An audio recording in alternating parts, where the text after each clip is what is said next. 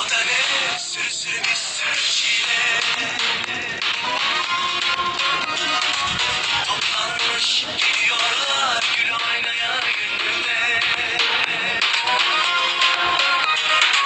Hani sözdü bundan böyle gülecektin yüzüme.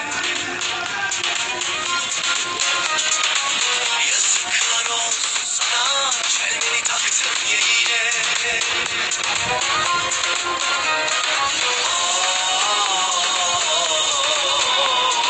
İçime içime ata ata, patlıya patlayacağım valla.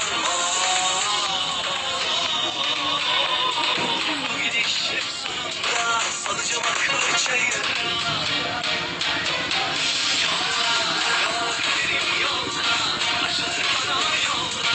Ne olsa dert bastayım ya ben buraya. Lafım olur ya, düşebilirsin buraya. Ne olsa sabır taşıyım ya ben. Yolla, yolla kaderim yolla, acılar bana yolla. Ne olsa dert bastayım ya ben buraya. Lafım olur buraya, düşebilirsin buraya. Ne olsa sabır taşıyım ya ben.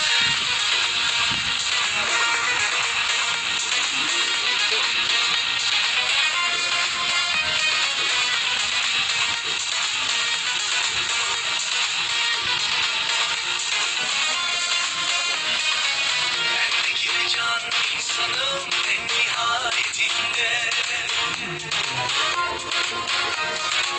Tut çek elimden ümidim uçurumun eşiğinde.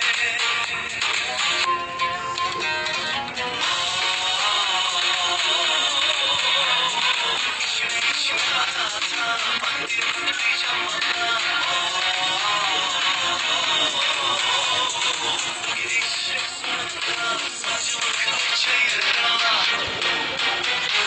Yolla, yolla kaderim yolla, acıları bana yolla. Ne de olsa dert bastayım ya ben buraya. Lafım olur buraya, düşebilirsin buraya. Ne de olsa sabır taşıyım ya ben. Yolla, yolla kaderim yolla, acıları bana yolla. Ne de olsa dert bastayım ya ben buraya. Lafım olur buraya, düşebilirsin buraya. Ne de olsa sabır taşıyım ya ben.